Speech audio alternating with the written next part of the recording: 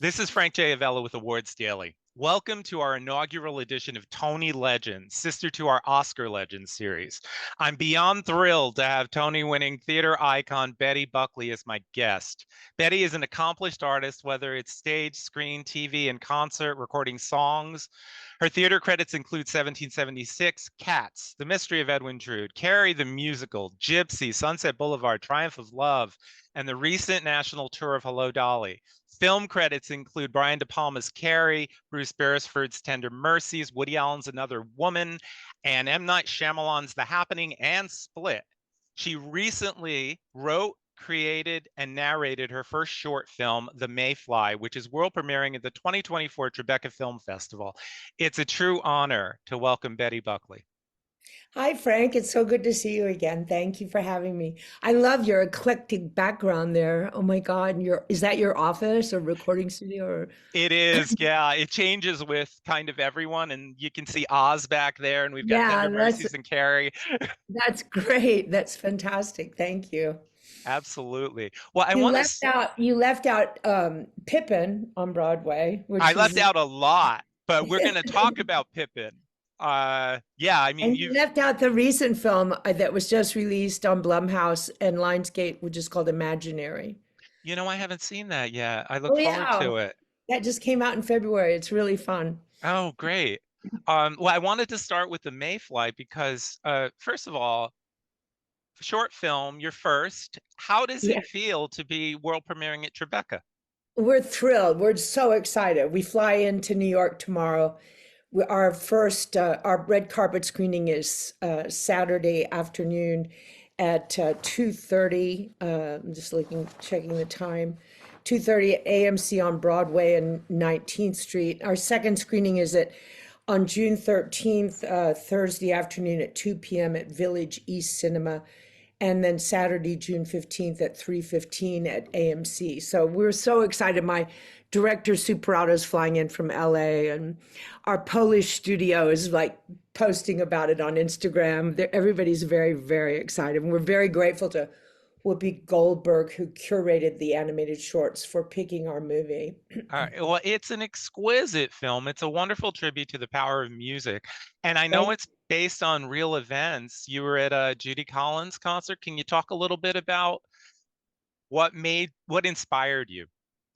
Well, I went to see Judy Collins in concert in December of 2019, and I was sitting in the far back corner, so I kind of got this profile view of her through the whole concert. And excuse me, got something in my throat. And throughout the concert, she's playing her guitar. This little golden creature was flying over her head, making these beautiful geometric patterns in the light, just gorgeous. And I was like, oh my God, it was like almost choreographed. It was so exquisite. And so at the end of her concert, the very last chord of her guitar, this creature was suspended in the space and then just floated down and landed in her voluminous hair. And I Wow. was like, oh my God. I turned to my companion and I said, did you see that? And he said, no. And I was like, you didn't see that? It was like so amazing.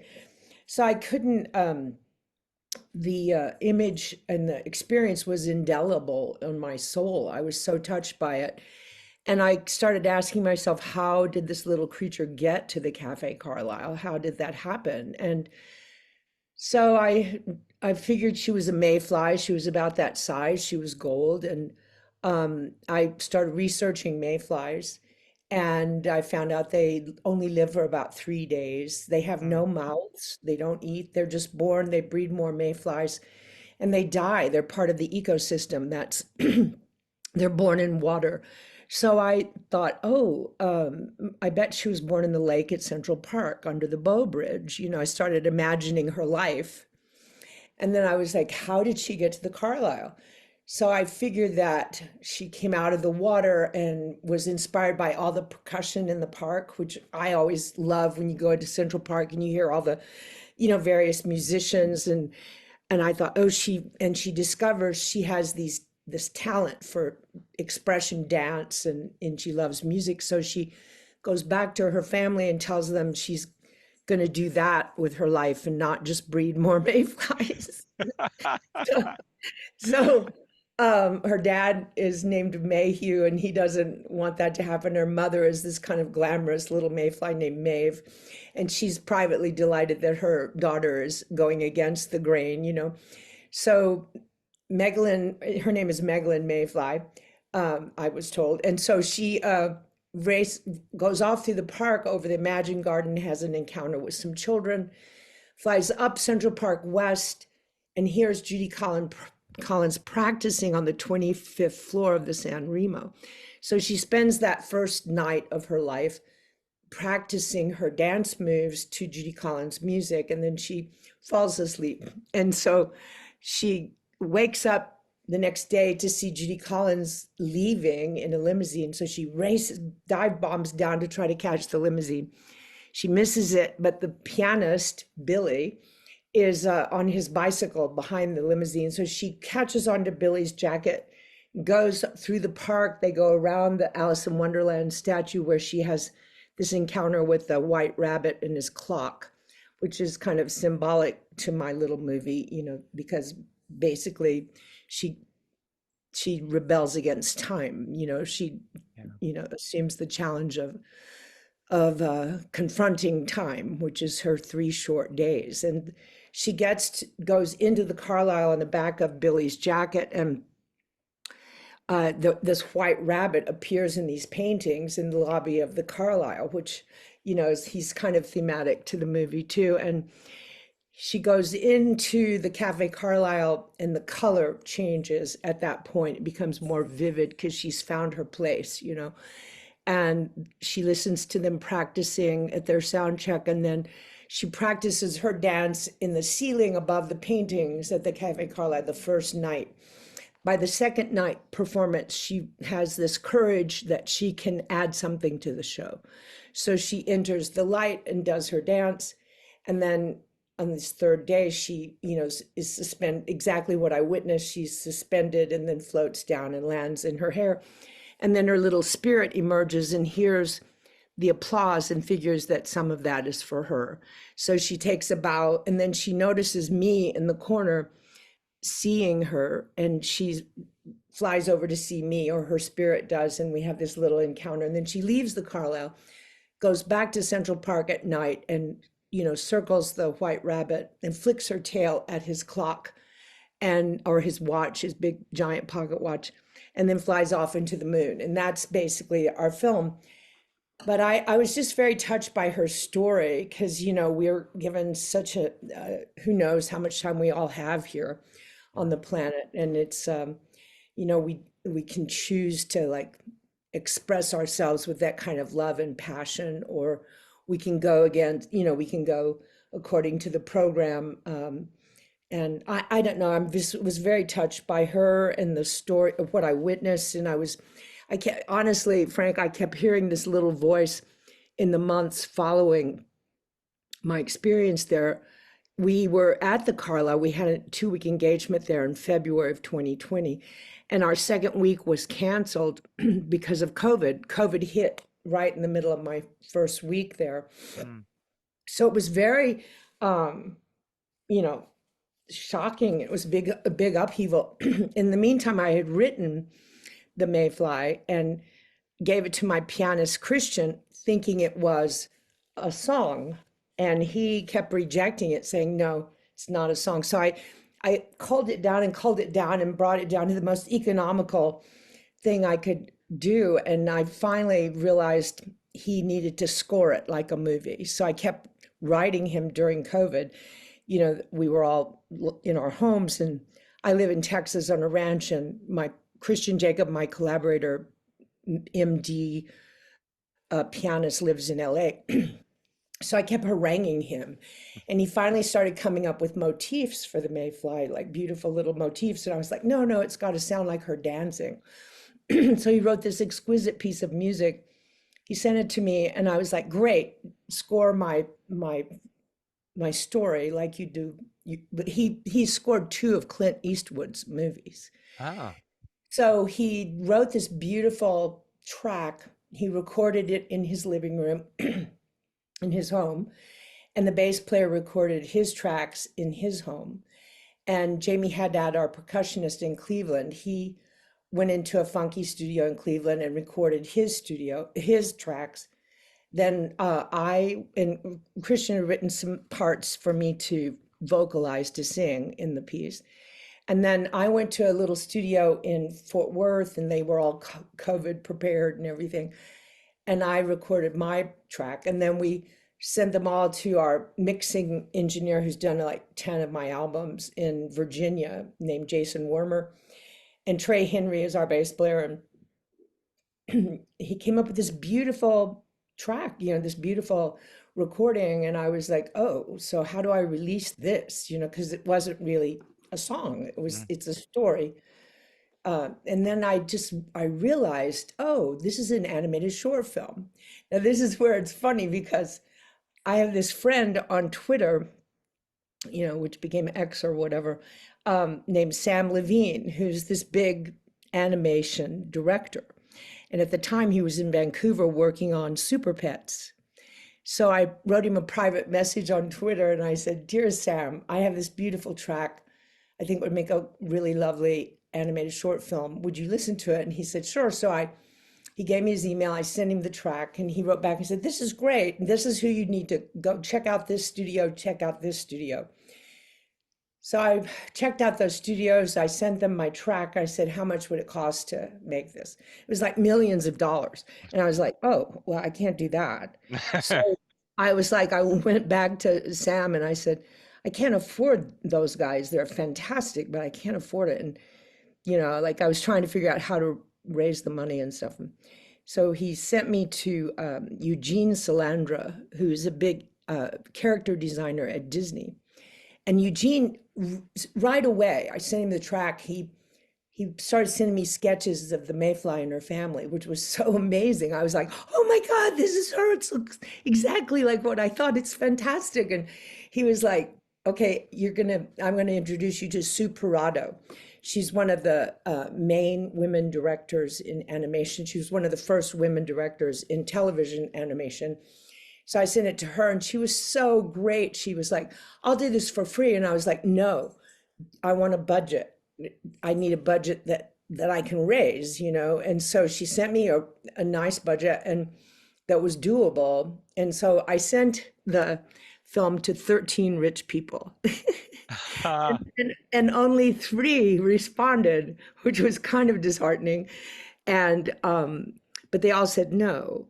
So I was like, "Oh gosh, what do I do? What do I do?" And so Kathy, my wonderful assistant, Kathy Borgenti, who's worked with me now for 24 years, thankfully. I'm good at a couple of things, but she's good at everything else. And I'm not. It's very specific what I can handle. And so she's a master organizer and logistician. She's amazing. And she goes, "Remember that your friends that live in Austin, they're independent producers." It was this married couple, the Coolidges, Brad and Melissa Coolidge. And I was like, "Oh, right." So I sent it to them. And I said, "We'd like to make an animated short film, and this is what it costs." And they called me the next day in tears saying, "We love this so much, we'll give you all the budget." And we were like dancing around my house. We were like, so I called Sue and I was like, "We got the money." And she goes, "No way." And I'm like, "Yeah, we have the money." So we formed the Mayfly Inc., and we went to work. And so Sue and I started scouting animation studios. And we found this beautiful studio in Poland named Blue Blue, who are just lovely people, absolutely lovely. And they loved the track and they said, "We'll do it." And they gave us a cost. Sorry. They gave us. Hey, come on, you guys. Hey. Lucas, come here. Hey, Lucas, over here. Come on, lie down. It's nobody. Come on, lie down. They're very good watchdogs. Blue Blue said they would work within our budget. And so we got rolling, and that was like February of 2021. Okay. And we thought it was like a 6-month project. It took us 2 years and 8 months. So it's really Mm. more like a 3-year project if you go from when I wrote the music to begin, I mean, the story, and then Christian wrote the music. So we finally finished, and we've been in, our first festival was the Palm Springs AMDOC Festival. Then we went to Pasadena, and we got in the final. We were finalists there, and then we were in the USA Film Festival in Dallas, and we were finalists there, and we won the Hey, stop! We won the Texas Award there, which was very good. And Nice. then we got accepted into Tribeca, and we've also been accepted into a European festival that is coming up in July that I can't talk about until they announce. But yeah, it's been really fun. I was like, I like this whole thing, you know. I wanted to like enter all these festivals all over the world and then travel around and see the world because of my little movie. So we love it, and so we're very excited to come to Tribeca and celebrate.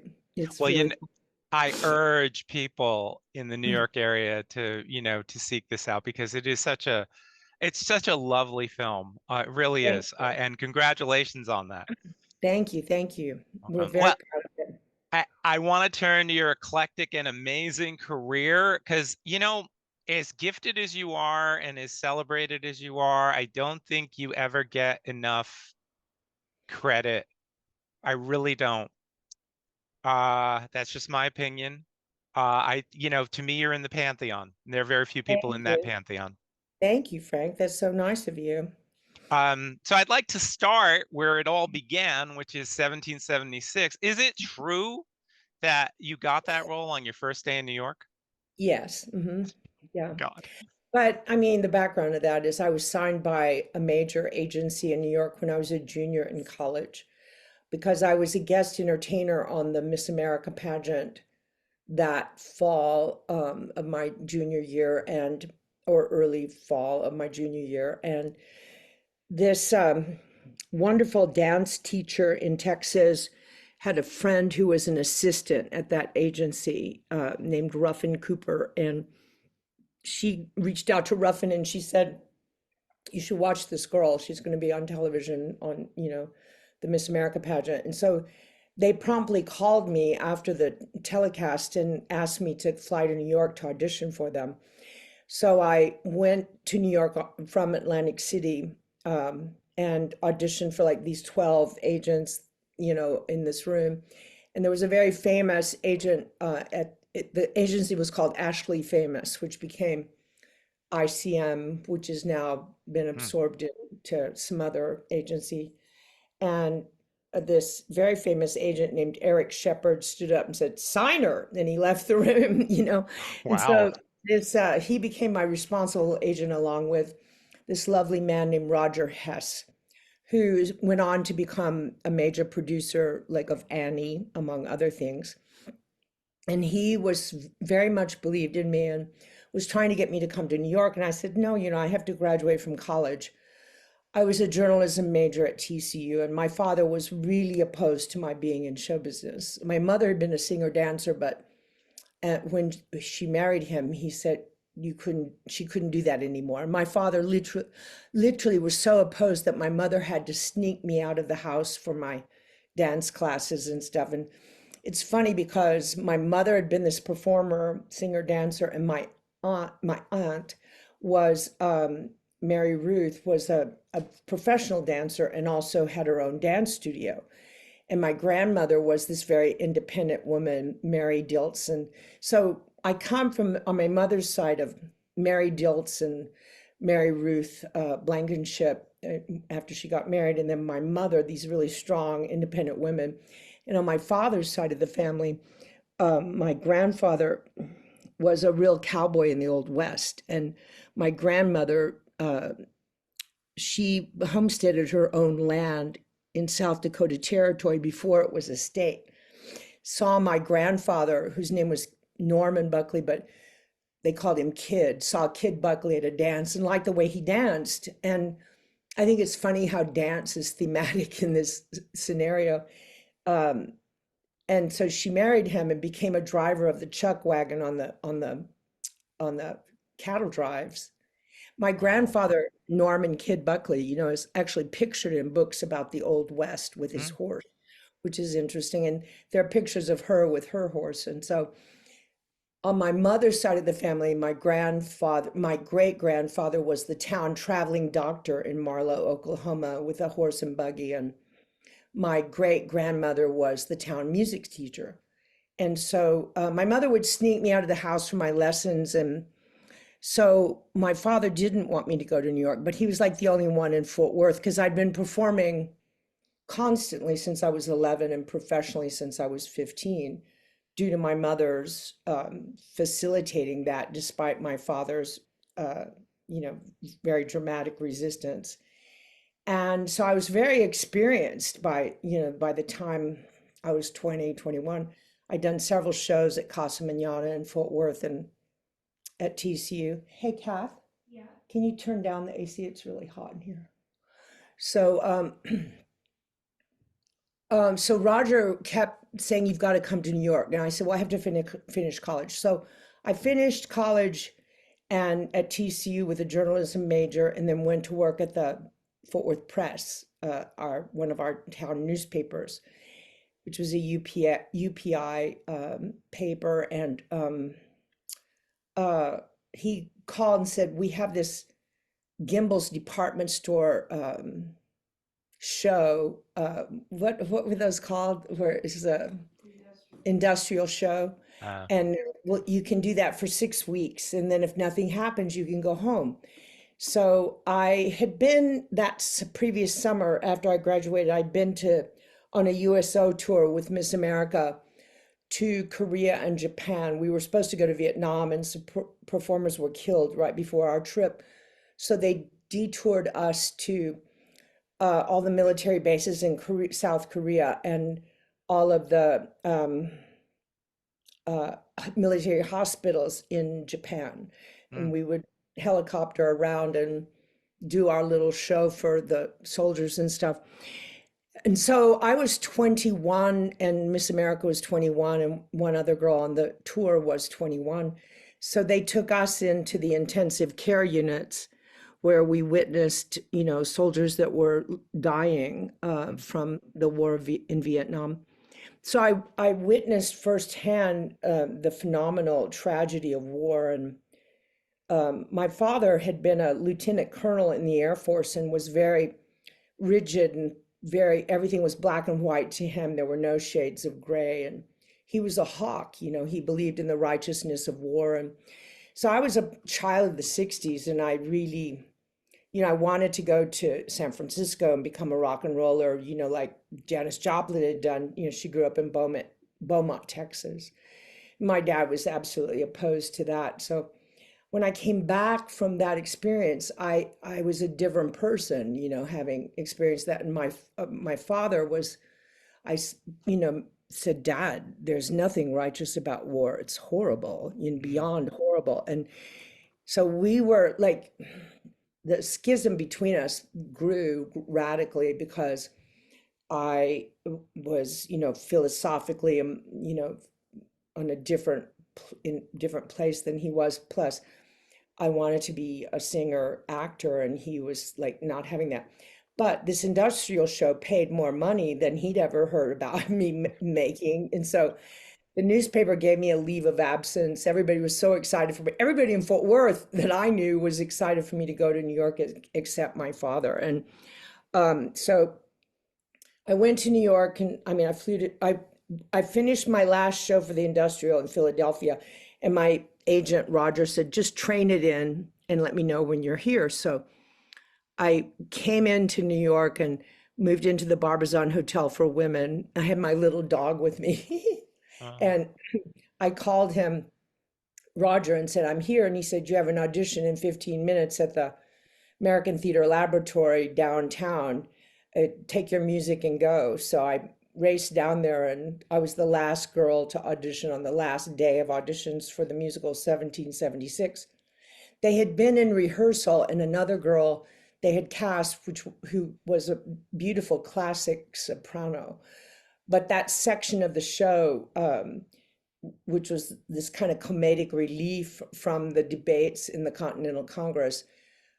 The conceit of the show is that Thomas Jefferson has writer's block, so they send for his young wife, Martha Jefferson, to uncork his writer's block. So she arrives in this hooded cape and this travel bag, and they go into this long kiss. And then, Franklin and Adams are out on the porch in front of this supposed hotel, or, where she's staying with her husband.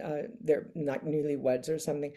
And the next morning she comes out on the balcony, and Adams and Franklin encourage her to come into the street, and they're joking around saying, why is she attracted to this big lanky guy, and they think it's going to be it's all this kind of sublime, subtle, not so subtle, sex jokes, and then she fools them and says, it's because he plays the violin, and she sings this fantastic song, and they do this waltz and stuff. So originally it was conceived of as this very bawdy thing, and this soprano girl, but it wasn't working. The section of the show wasn't working, but they didn't know why. And so when I walked in, they were like, oh my God, this is like a movie. Who are you? And I was like, Betty Lynn Buckley. And they were like, where are you from? And I said, Fort Worth, Texas. And they said, when did you get here? And I was like, today. And they said, today. And they were like, it's like a movie. It's like a movie. They were all so funny. And they kept me there for 2 hours, and they taught me the song. They had me read the scene, and they thought it was very comical that when I was sight reading the song and singing for them, I said, oh, he bows, yes, he bows. And the lyric is, oh, he bows, yes, he bows, like a violin. But I read it as bows, right? I mean, I didn't know. I had no time to absorb what the whole thing was. And they laughed and laughed. They thought that was so funny, and they loved my crazy Texas accent. And so we opened in New Haven. I got the show.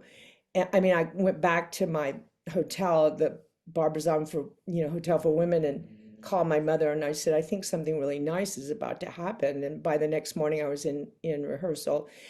And so we rehearsed in New York, we went to New Haven, then we went to Washington. So I inherited the whole, her costume, the color palette.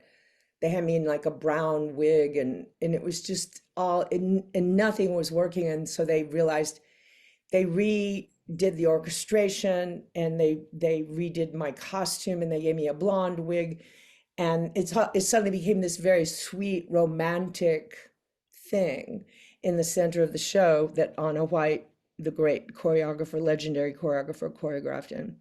It was incredible. It was an incredible way for me to start my career, because they were all actors who could sing, but they weren't just singers. And in the old days, in musical theater, was called musical comedy. And the dancing people danced and the singing people sang. And there wasn't a lot of really honest acting, except sometimes, like with Barbara Harris or Barbara Streisand when she came along, and Julie Andrews, and all that.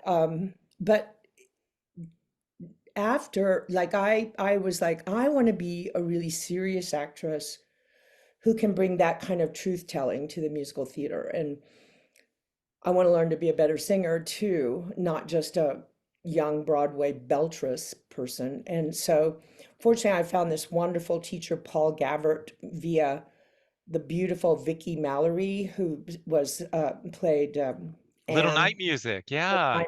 Yeah, I went to see her in Little Night Music, and I went backstage, and I was like, oh my God, how do you sing like that? And she took me to her voice lesson with Paul Gavert, and I became his student in that time period. But so yeah, it was a great beginning, because all the guys in 1776 were these serious actors, and they took me under their wing.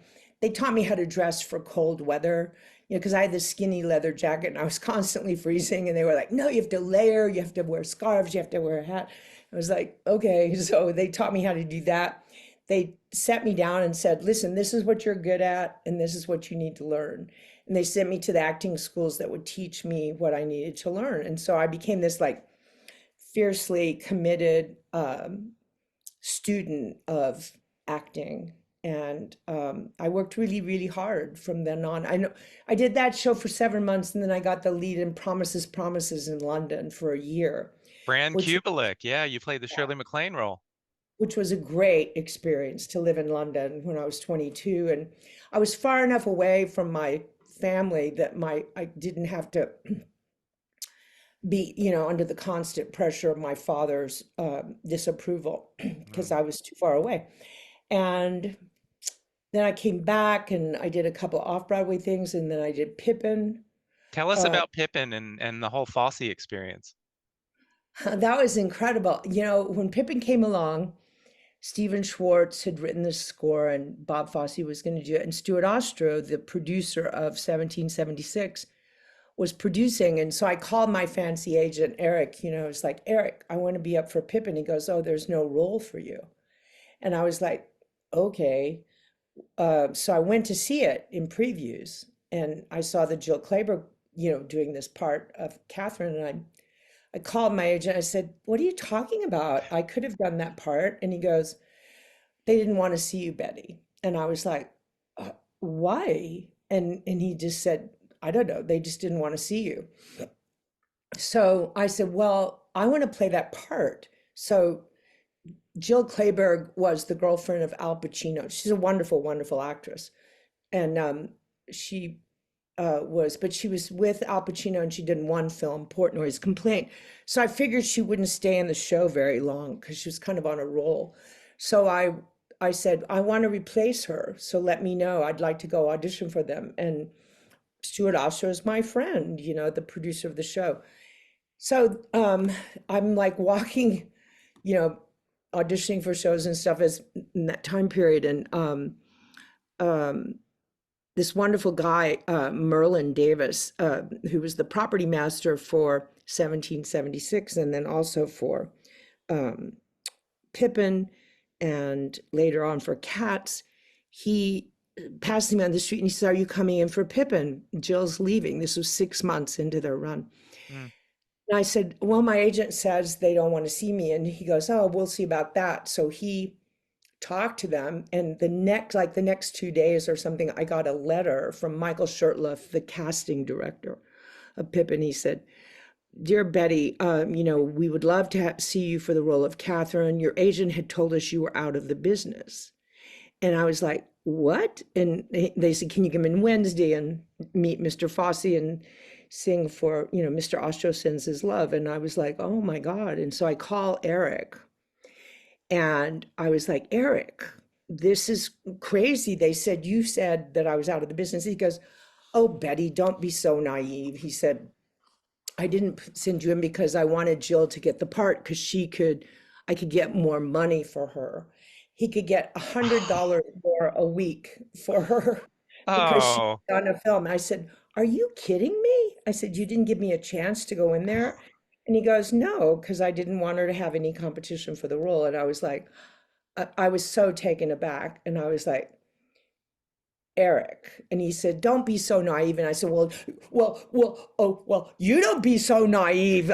You're fired. You'll never work for me again. You're fired. And I was like, I've never heard of anything like that. And so I went in and of course they, were wonderful. And I got the part and it was great because Fosse directed me into the show, which normally isn't done. Normally a stage manager or an assistant director or something comes in and puts the replacement actors into the show.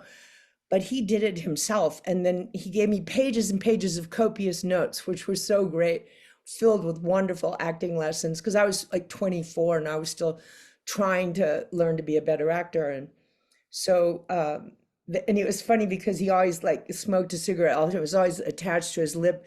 And about half of it would be ash oh. that would like stay onto the cigarette. I never could figure the physics of that out because it would just hang there. It wouldn't fall off. And he never made direct eye contact. He always talked to you like this out of the corner of his eye, and I was always kind of running around trying to get his direct eye contact. It was hilarious. But when I moved apartments, somehow or another, those fabulous notes that were all these typewritten notes from Bob Fosse got thrown away, and it just kills me because it was like Oh, historic. So, of course. And speaking of historic, shortly thereafter, Brian De Palma's Carrie. Could you speak a little bit about getting cast and what that experience was like in retrospect? well, in those days, there was this I felt there was this big attitude about that people in film kind of looked down on people in theater, which was really weird.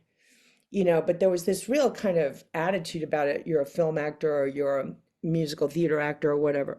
So I went in to meet De Palma and audition for a film he was doing called Phantom of the Paradise.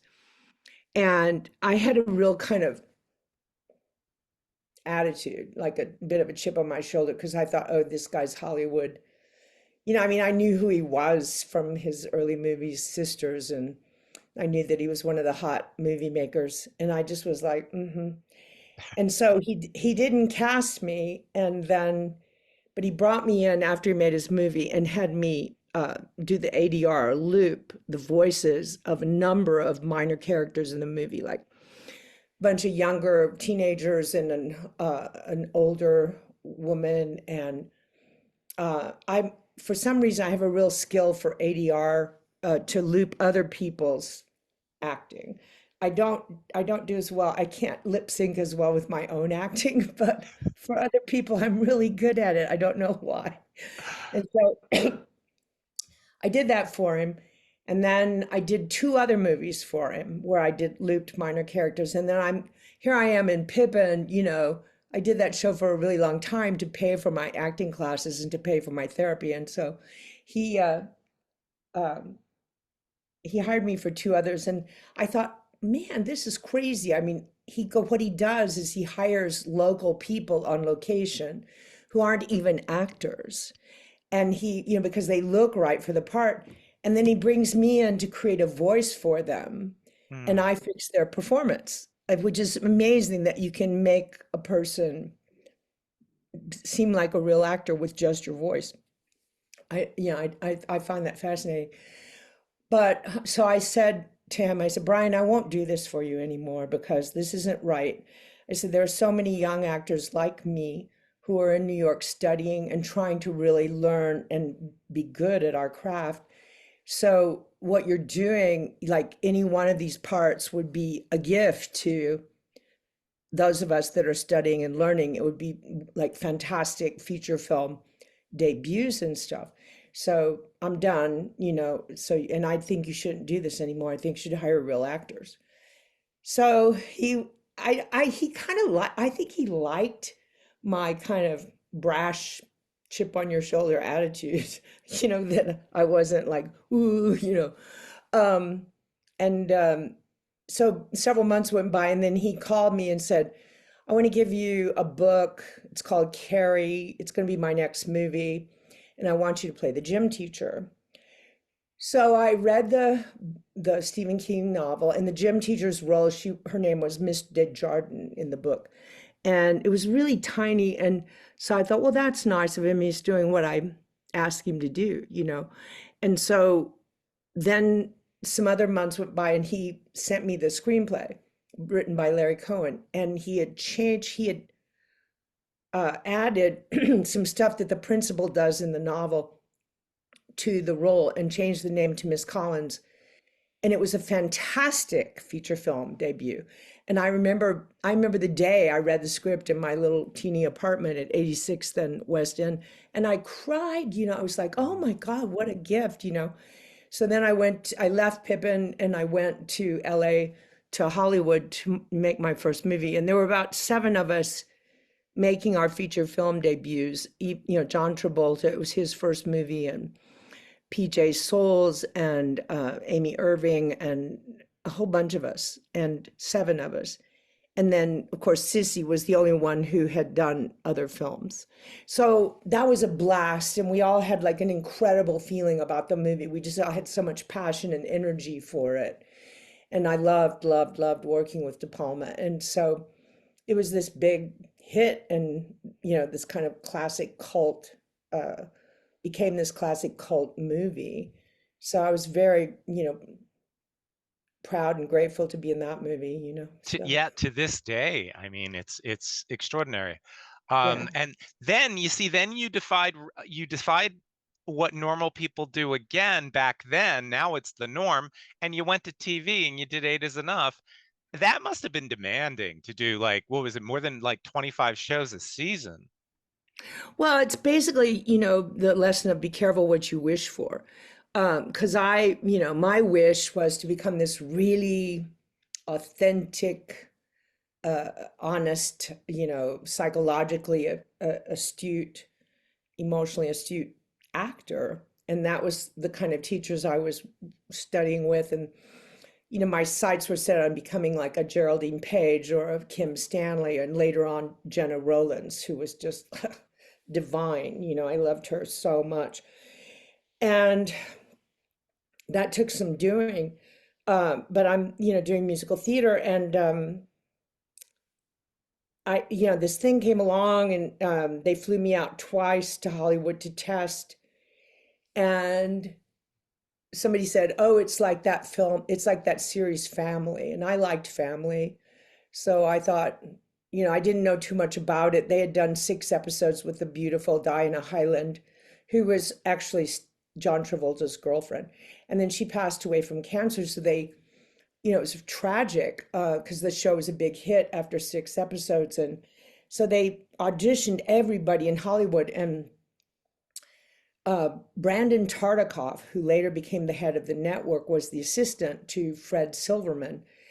And he told Fred Silverman that this character, Miss Collins, in the film Carrie, was the perfect prototype for this character to be the new stepmom. And if it hadn't been for him, my first test wasn't very good. So they flew me back to work with their main director, who's this great guy named Harry Harris.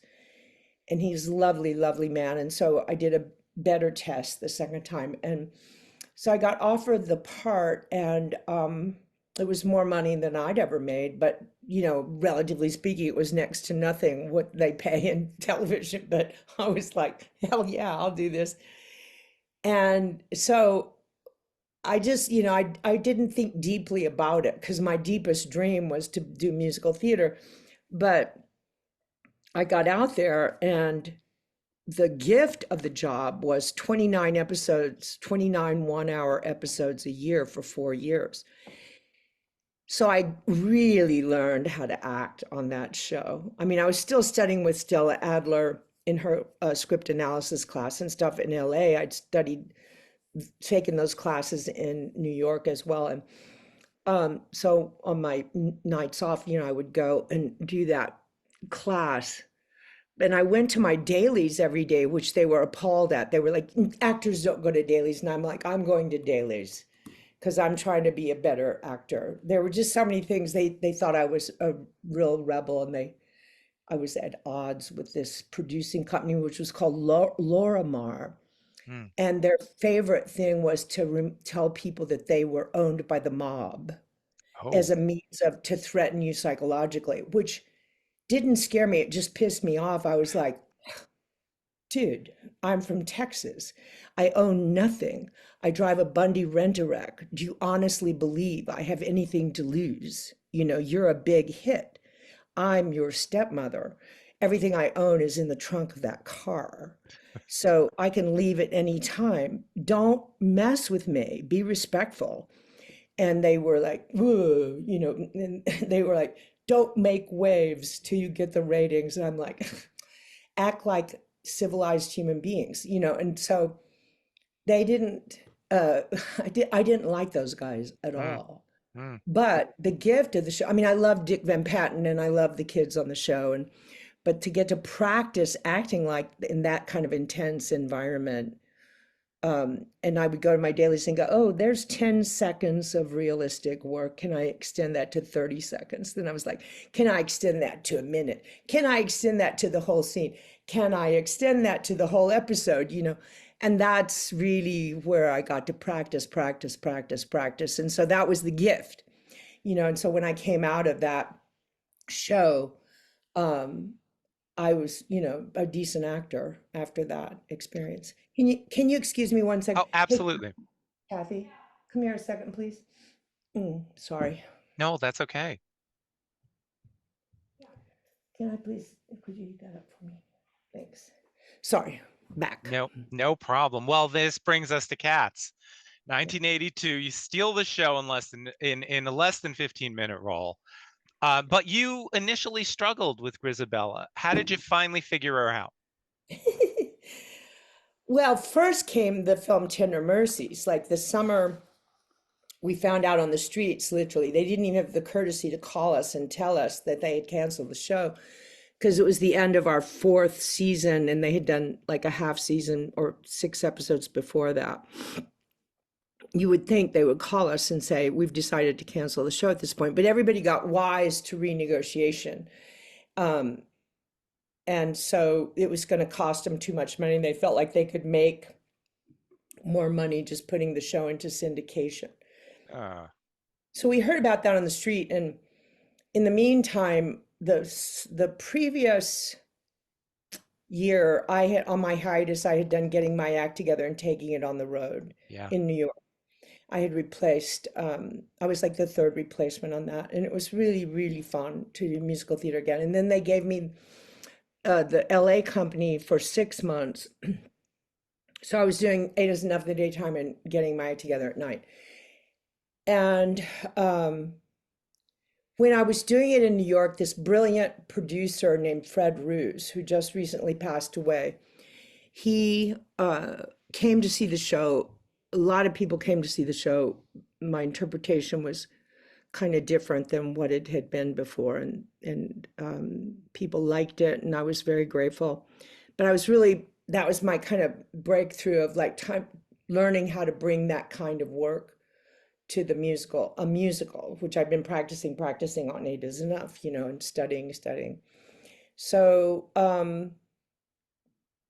so Fred Roos called me, this producer. He produced The Black Stallion. He was Francis Coppola's main producer. And I had previously seen The Black Stallion in New York, a matinee, the big film that was photographed by Caleb Deschanel and produced by Roos. And I was so enchanted by the movie. I stood up and gave it a one-person standing ovation in this matinee. I was just like, oh my God, if I could just be in movies like that. I felt so much love for this movie. And then I went to see, in the same time period, I saw Gallipoli, that Peter. Mel Gibson, yeah. Yeah, but Peter Ware. Yeah, oh gosh, the cinematographer. Oh God, of Gallipoli, I'm not sure. Kath, are you there? Look up cinematographer of Gallipoli. What's that? The cinematographer of Gallipoli, the film Gallipoli, Galliopi. Anyway, Russell. Anyway, I was so in love with the photography, and I was like, this cinematographer loves humanity, just gets the camera in there and you see every flaw on a human face, but still it's so beautiful. It's not like he I don't know, he understood something about photographing people that was just deeply moving to me. And I was like, oh, if I could just be in a film like that. And then I saw Breaker Morant that was directed by Bruce Beresford. And I loved the way the guy moved the camera. It was like ballet, so beautiful. And I was like, oh, if I could. Oh, right. So Russell Boyd is the photographer of Gallipoli. And so I was like, oh, if I could just be directed by a guy like that, Yeah. And so the following summer, when we found out 8 is Enough was canceled, I get this call from Fred Roos. Well, I'm sorry, I missed this part of the story. Fred Roos came to see me in getting my act together in New York. And he called me and he said, I really love your work. And he's this casting genius in Los Angeles. And he's like, you're now one of my actors. And I'm responsible for the careers of blah, blah, blah, blah, this list of incredible actors. And he said, and you're going to meet Francis Coppola. For sure, I'm going to get you to work with him, but don't worry, you're on my list. And all of my actors work in film. And I was like, oh God, what a gift, He sends me the script. I was living at the Chateau Marmont. I always lived there for the 4 years because I didn't want to have anything attachment or any ownership because this mob-owned producing company. God. I wanted to be light and fleet. And so he sent me the script by Horton Foote, which was, oh my God, Horton Foote, besides being one of our great American playwrights, wrote these incredible dramas in the, early 60s and 50s for Kim Stanley, for Geraldine Page. I was like, oh my God, that playwright, he's amazing. And he wrote the screenplay. And it was to star Robert Duvall. And they wanted a country western singer, an actress who could sing country western, to play the ex-wife of Robert Duvall, who was a country western singer on the skids and trying to get his life back. And so I read that script, and that was another moment of just sobbing in my hotel room. Like, I couldn't believe it. It was like the kind of role that I was like, oh my God. I cried and cried. I was so touched, Fred Roos. And so he when he called me, he said, they're looking for a really good actress who can sing country western. And I gave them one name, go get the part. And I was like, what? So I go in to meet Bruce Beresford, and this was my audition. It was the best audition I've ever had. He said, you come highly recommended. Are you a good actress? And I said, yes, I am. At that point, I knew that I was a good actress, because I'd worked really hard at it. And he said, can you sing country western? And I said, yes, I'm from Texas. I started singing that kind of music. And he said, do you want this part? And I said, yes. And he says, it's yours. Oh my God. Wow. I'll never forget that as long as I live. I was like, oh my God, thank you, God. I was so grateful. So we shot that movie that following fall, late fall, winter in Texas at Waxahachie, which was where my aunt had her dance studio, Mary Ruth, and about 40 miles from where my family, my parents lived. And so that was amazing to get to work with Robert Duvall and, Ellen Barkin and Wilford Brimley and Russ. But check this out. Bruce Beresford, that director of Breaker Morant, was the director. Russell Boyd, the cinematographer of Gallipoli, was our cinematographer. Wow. I know. And it was produced or cast by Fred Roos. What the? And you were incredible in that role. I just rewatched it last night. Your final scene in bed. Thank you. After the tragedy, astonishing. Thank you. But I mean, if that doesn't tell you that what you love in life, comes to you, it's like, but it wasn't, I didn't, in the years that I was in Pippin, I auditioned for a bunch of musicals that I didn't get. And I was like the contender. There were and when I say a bunch, there was like 3 or 4. And I didn't, I'd get right down and then they wouldn't cast me. In retrospect, I look at that because if I'd done those shows, I would not have been in this I wouldn't have, what I'm trying to say is, when I did 8 is Enough, this was like this forced intensive. It was like a school. It was like a school in big business, show business, and how to, deal with the kind of mentality that exists out there. the kind of people, and also to survive it, all I did was study and like try to become and learned how to meditate to survive it, which was everything. And so I lived like a monk in Hollywood, if you can even imagine it. I Mm. was I would run every day, sometimes late at night when we got off work, and meditate and meditate. And that's what got me through those 4 years in Hollywood. So we made this beautiful movie, Tender Mercies. And then I auditioned for Cats when I came back to New York. And we all were so excited about Cats. We all had the cast album, because it had been done in London. So I knew the show, but nobody knew what it was about because it was just these photographs of these actors in cat suits. And we were like, what's it about? And so my agent was this wonderful British lady named Joanna Ross, and she called me and said, they want to see you for Grisabella, who has the big song Memory in Cats. And I said, okay, what's it about, Joanna? And she goes, cats. And I'm like, yeah, but what about the cats? And she's like, I don't know, you'll have to go see.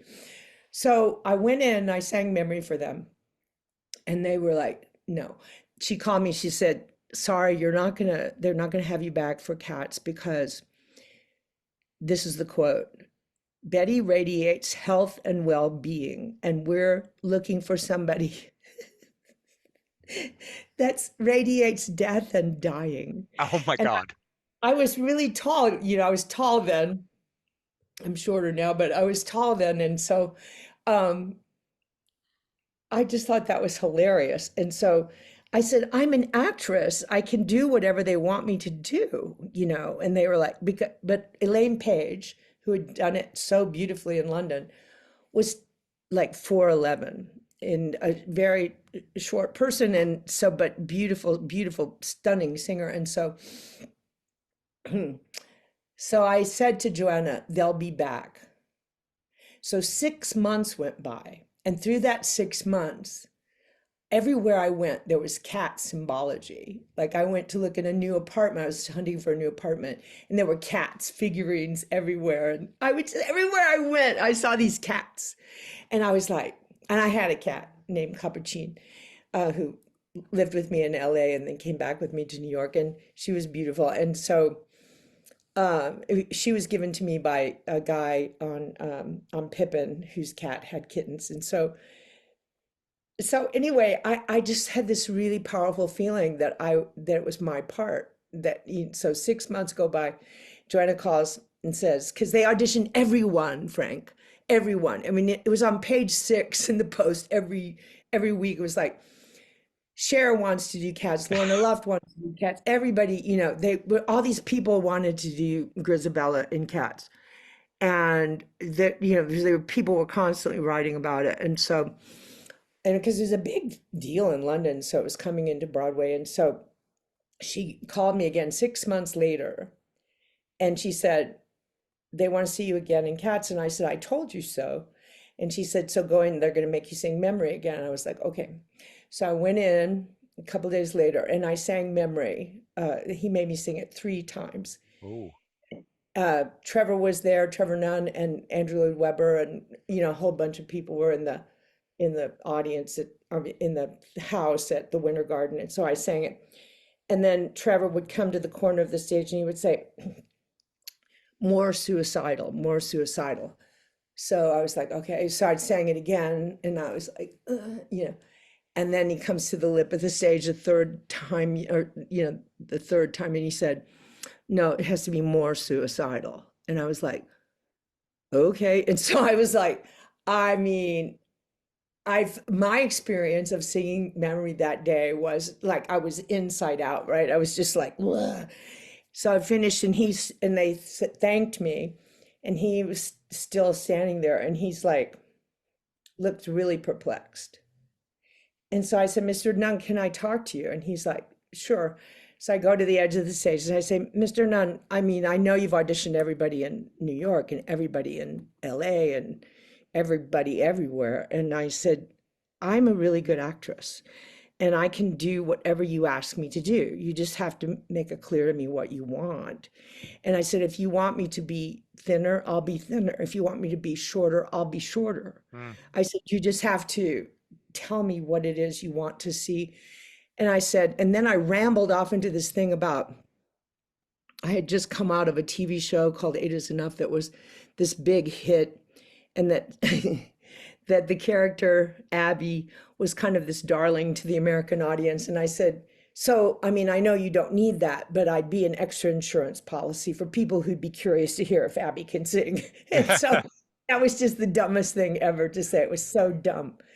And so then he's still looking at me like, you're totally insane. And I'm like, okay. And so I felt like a fool. And I was just like, just know I can deliver what you want. And so he kind of was like, oh, whatever, you're crazy. And I was like, yeah, I'm crazy. So I walked off stage, and the rehearsal pianist gives me this thumbs up. And I was like, oh.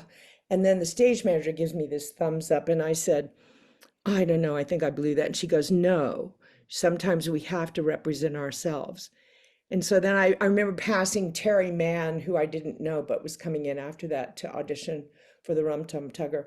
So I left, and I was really depressed. I thought, oh, well, I blew that. So I called Joanna, and I said, I think I blew it.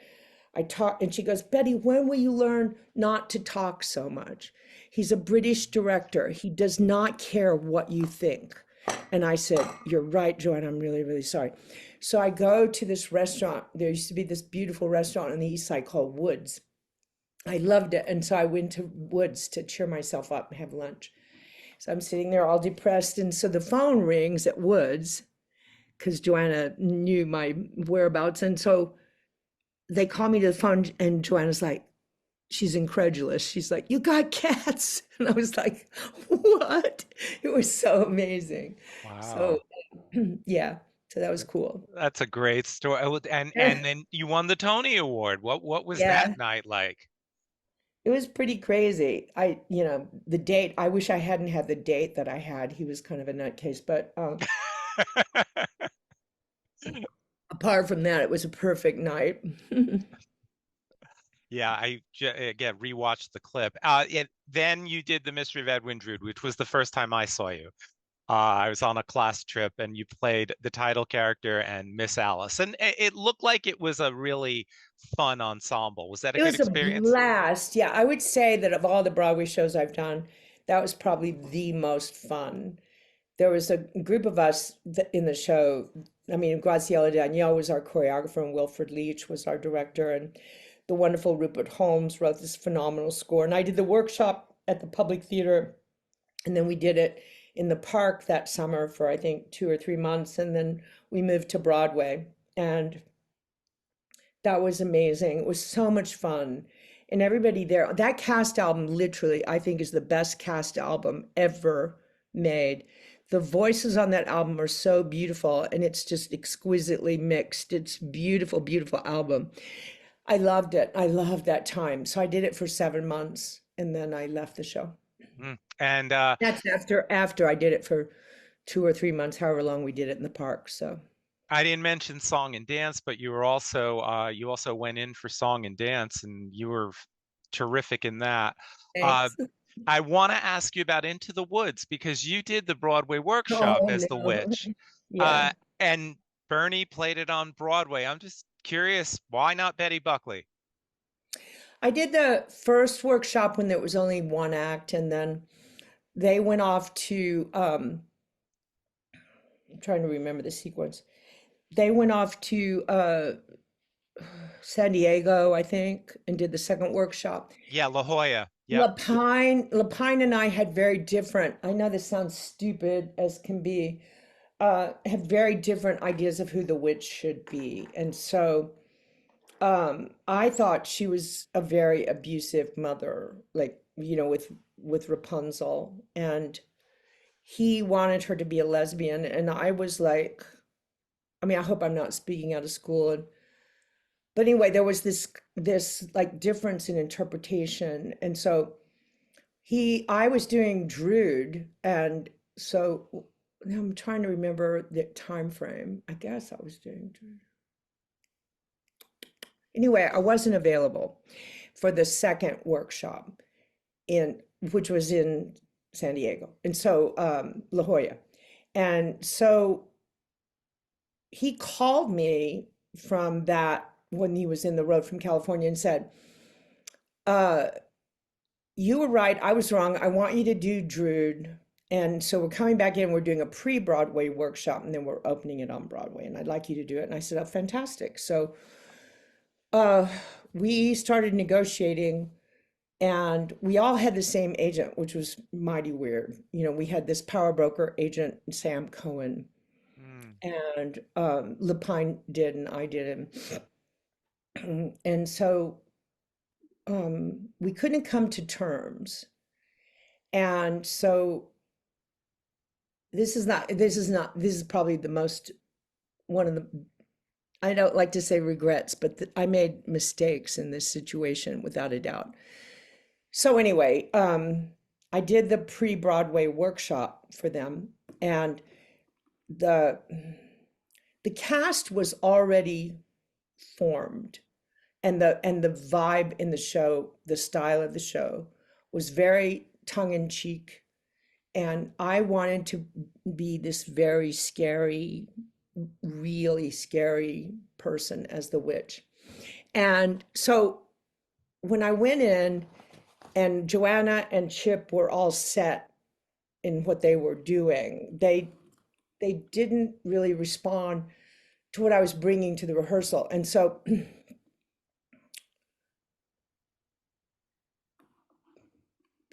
they weren't creating I didn't feel there was like a space for me. However, in the scenes with Rapunzel, there was this beautiful young actress out of Juilliard who was very open to what I was doing. And we did this incredible work in the witch mother-daughter scenes. In retrospect, I realized I was doing a sketch of what I would later do in Carrie, which was funny. And so, I mean, it just shows you that there's a reason things are happening the way they are, whatever. And so we couldn't come to terms. And so I told Sam, I said, look, I'll go in and do the workshop. And if they're happy with my performance, great, we'll finish the negotiation. So when we actually did the performances for the backers, the investors, and people like that, for the workshop, you know, the scenes with Rapunzel and I got this kind of shocked response because of the realism that was being portrayed. And the rest of the show is like, you know, this. And so at the intermission, Rocco Landsman, who was the producer, was a really nice man. He came backstage and he said, whatever you want, I'll give it to you, because the audience was like breathless, and then, you know, kind of stunned, but, you know, gave me a lot of applause, which was very, very nice. And so we went back into the negotiation, and then it was weird. And so we reached this point, and I just said, you know, I don't think they're comfortable with me there. And I said, I don't think I should do it. And I did that. It was dumb. But it's like there was this kind of gauntlet that was thrown down, and I was like, so I didn't do it, and which was dumb. And then I went to see it during previews, and my voice teacher and I went to see it, and they kept my character design that I worked out with the beautiful costume designer, and they kept all my staging, which was really nice because I kind of did the staging of the witch stuff. And Bernadette was terrific and much more in the style of what everybody else was doing. And so I felt a lot of loss in that. I felt really like, so anyway, time goes by, and I'd done Sunset in London for a year, and I came back and I was opening in New York, and Lapine called me, and he sent me these beautiful flowers, and he wanted to take me to dinner after the show, and he was so lovely. and we had dinner after sunset. And he said, Betty, I just want you to know, if I knew then what I know now, you would have been my witch. And I Mm, said, well, James, that's just incredibly, lovely for you to say. And let me just say, if I knew then what I know now, I would have definitely been your witch. And so that was kind of wow. like one of the dopier, like it was just, I don't know. And so then right after that, I got Carrie, and I realized, Carrie. when I Yeah. did Carrie, I was like, oh, this is what I was getting ready to do as the witch. I don't, Wow. Well, it's, it's, I it's want to talk weird about how things work out, you know? I want to talk about Carrie, but before that, Betty, I want to let you know that Into the Woods was one of those shows. I was in high school at the time, and I kept going back in preview. I saw it in preview 9 times. I have like a journal about it, and it had changed so much during that month preview period. It was a different show by the time it opened. Different, he wrote Last Midnight during that preview period, so it altered so much. They were trying so Yeah, many see, different things. what happened was like during the workshop, um, I remember there were a couple of odd moments, like my character, the witch, had these rap songs. And like I loved Sondheim beyond loving, like, everyone does in the musical theater, but my expertise is storytelling in song, like I know how to do that. And all the young people in the show had these beautiful soaring melodies to sing. And I had these rap tunes, and I was like, how is it I'm in my first Sondheim show and I don't have a soaring melody? It's like, how is that happening? Or I don't have like a story song. And all these kids like Cinderella and Jack and Red Riding Hood was like these flawless songs. And I'll never forget the day I came to rehearsal and Sondheim called me into a rehearsal studio, just he and I, and he said, I wrote this for you. And he played Stay With Me. And Ah. I just cried. It was so beautiful. But Last Midnight wasn't written before Children that. Will Listen wasn't written either. So yeah, it ultimately happened, but in that process, it was just there was an odd miscommunication. It's like anyway, it was a great loss Oh, in my part. it does bring us to Carrie, though, which I know a lot of people claim that they saw Carrie. There's like thousands of people out there, and it's not possible. I was at one of the final previews of Carrie. It was a wild experience. It's still vivid in my mind. Your Margaret, your scenes with Lindsay Haley were so amazing. The dynamics between the two of you were so powerful, and the rest of the show was doing something else. Mhm. I remember thinking if the story was just about Margaret and Carrie, this would run forever. Mhm. Tell me a little bit about all of it with Barbara Cook ending up doing it in London and then you actually bringing it to Broadway. Well, that's a long story. Are you sure you want all these long stories? I don't I mean, as long as you don't mind. I mean, I think this is important. This is theater history. People adore you and they want to know. Thank you, Frank. Thank you so much. Well, my friends Dean Pitchford, who I adore, we just calculate our friendship. We're like, he was my first Pippin in Pippin. He was the standby for John Rubinstein, and so I rehearsed the show with him, and we created this bond. And I was his date to the Oscars when he won the Oscar for Fame, and then he went on to win it for that. Oh, was it Flashdance? Yeah, no, not Flashdance. The with Kevin Footloose. Footloose. Yeah, I mean the guy's amazing, and so he used to be a performer, actor, singer, and now then he went on to write some of these big, big pop hits. And so like I'll never forget being with him at the Oscars. It was an amazing experience, and so he wrote Carrie with Michael Gore, the composer, and Larry Cohen, who wrote the book of the film, was wrote the script for the film. Screenplay wrote the book. And so they called me and said, we have a part for you. We're so excited. We've turned the film Carrie into a musical. And I remember saying, because they were my friends, I was like, why? And they said, no, no, you don't understand. It's going to be awesome. It's so passionate and da da da da da. And I was like, okay. And they were like, and we want you to play, the mother. And I was like, okay. And so I had some meetings with important meeting with Terry Hands, the director, who is friends with Trevor Nunn, and he was the head of the RSC. He's a brilliant guy. I mean, and had previously been a lighting designer and had this phenomenal sense of theatricality and lighting and blah, blah, blah.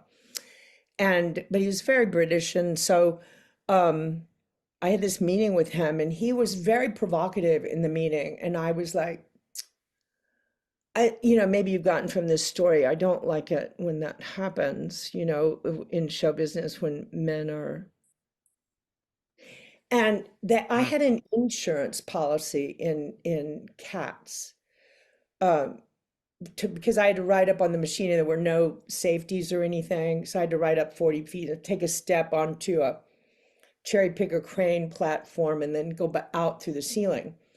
And they had not done it that way in London. She had just gone up some stairs to the heavy side later, but it was dangerous as hell and very scary. And that's like another story. But anyway, um, I had this insurance policy, um, or so they said. I mean, like my agent negotiated for that. I never really saw it or anything, but when we first sat down to meet, he goes, and mind you, I love this guy much later when I worked with him. He's a fantastic guy. But our first meeting was not fantastic. And he said, I understand you had an insurance policy, but he said, I understand you had this insurance policy and in this British accent. And I said, yeah. And he said, and I said, it was pretty dangerous what I did in Cats. Yeah. In case I couldn't work again or had an accident or God forbid got killed, because theatrical machinery is often, it's like, oh yeah. and so it was uncool, the meeting, and I was just like, oh, okay, whatever. And so um, we couldn't come to terms, and so I let it go, and they went to the RSC in England, and they cast Barbara Cook, and so they call me during their previews of that, or they had just, and they got some really scathing reviews. And they called me and they were desperate for me to come in because Barbara Cook didn't want to take it to Broadway because of her whole wrenching experience there. And so they were going to fly me to London to see the show. And I said, okay. And then the last minute they changed that and sent me a video instead.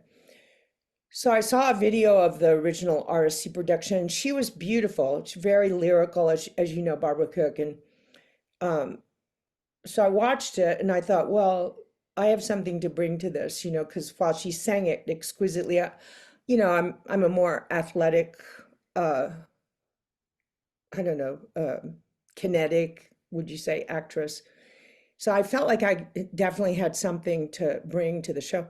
So we went, because she didn't want to do it. So we went into negotiation and we could not come to terms because I felt pretty strongly that my contribution to the show would help bring it home. So up until like the week or days before the rehearsal, we were first rehearsal, everything was hired. They were going, again, it was the same power broker agent. He called me, he said, Betty, I got you this, which was basically a guarantee past the opening of so many weeks. But, and then if it runs, then you get the pay bump you want. And I was like, And he said, honestly, Betty, if you don't go in, they don't have a Margaret, and all these people will be out of work. And so I was like, Oh, okay. I was like, okay, I'll go in. And so I did it. But by the time I got there, Terry Hands and all of them had been really humbled by that experience at RSC. So I said to them, I said, look, I know what to do with this part, but I want private rehearsals with just Lindsay and me. She was 17.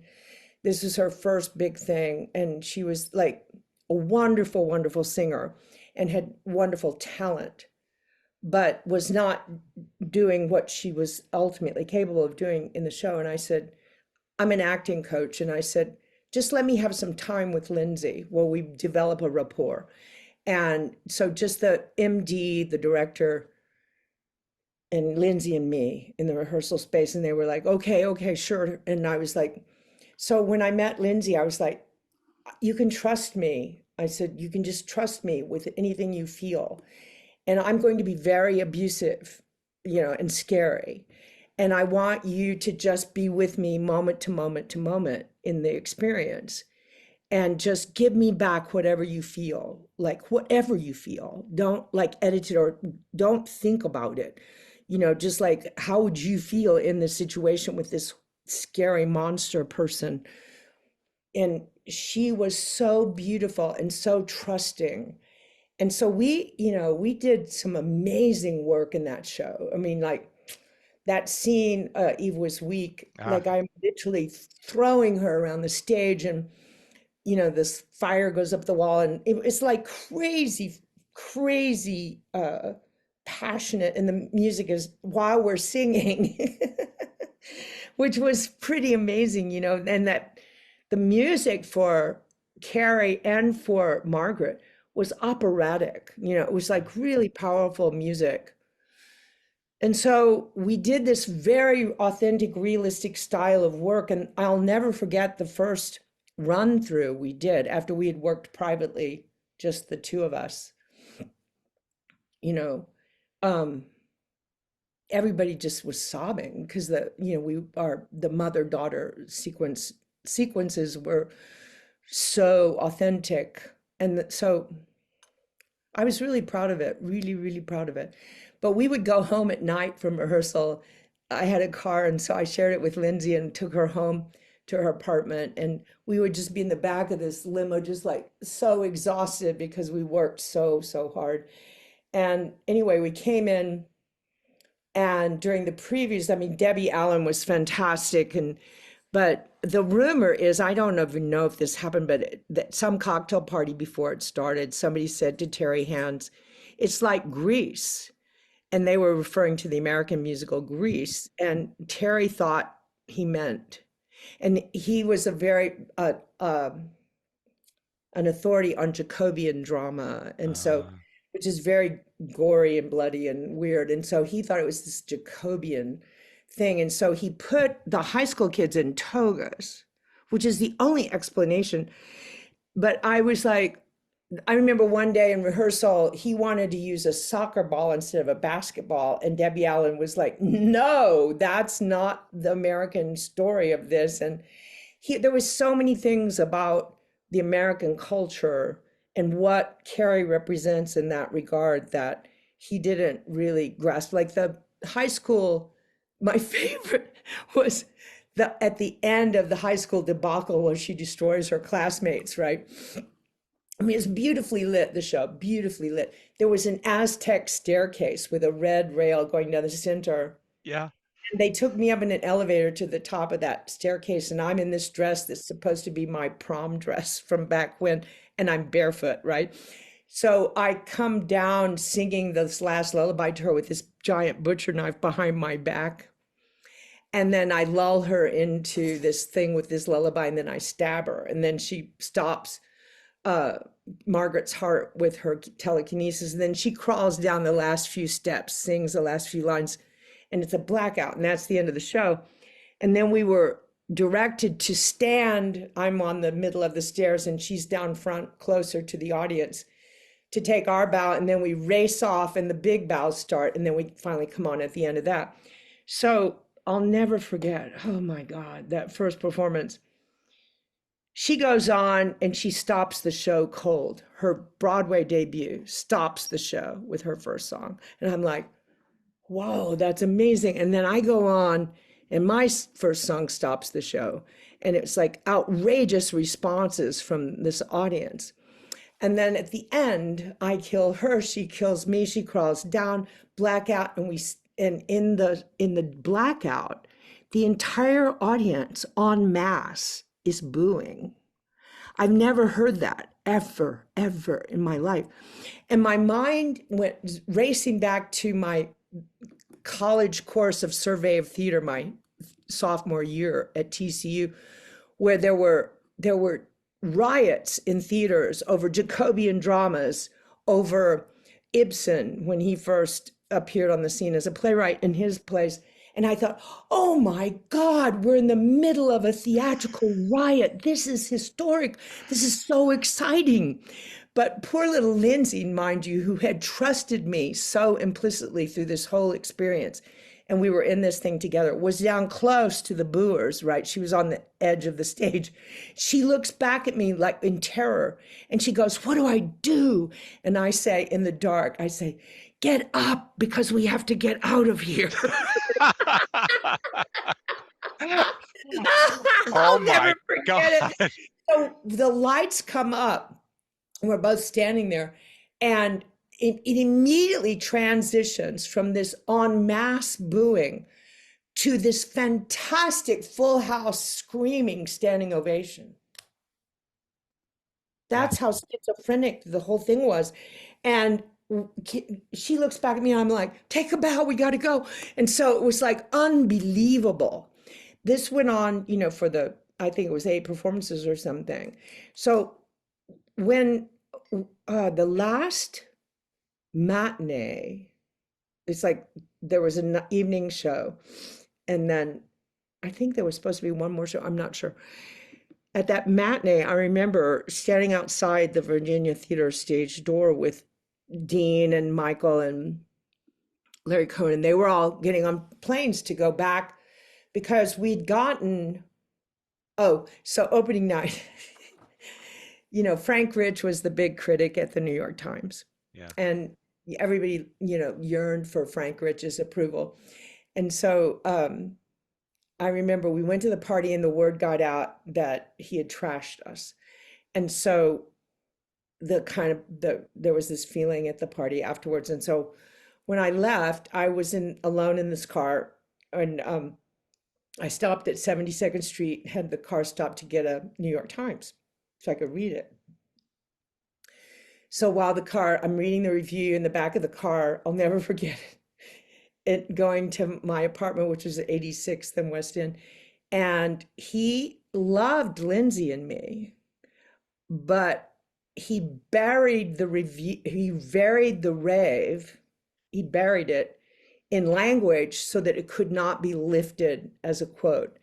And I remember reading that and thinking, Frank Rich, man, oh man, what a writer. And I just started laughing in the back of the limousine. I thought, this is unbelievable. And because we can't even use the rave he gave us, So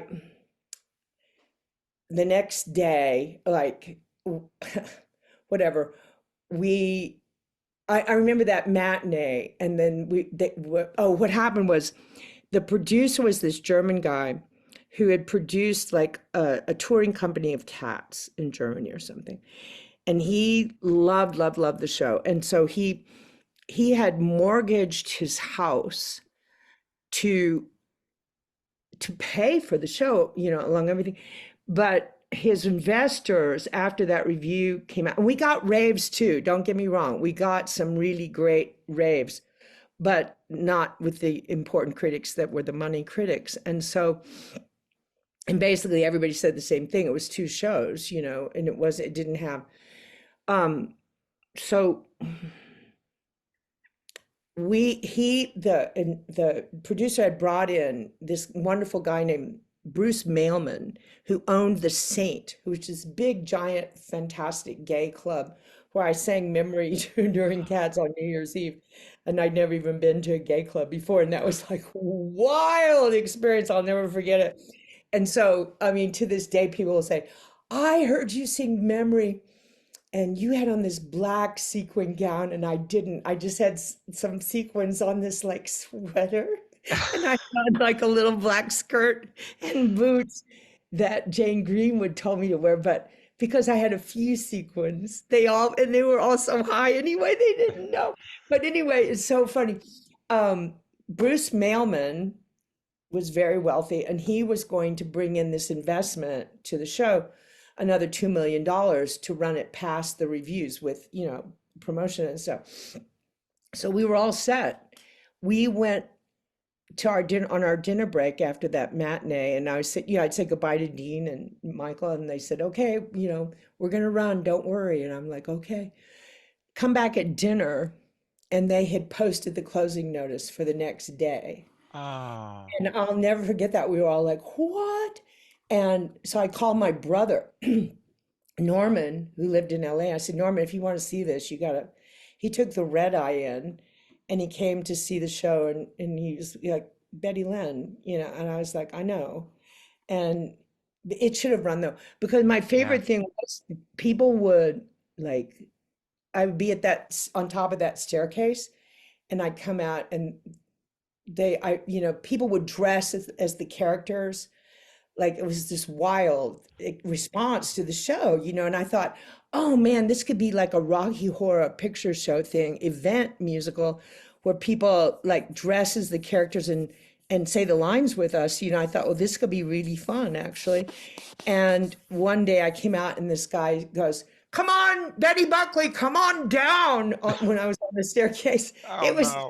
a riot. Every performance was insane, but I enjoyed it a lot. And Lindsay was incredible, and my bond with her is like lifelong, from that experience. And love Dean and Michael Gore and Larry Cohen, and I was glad they redid it, with Maren Maisie.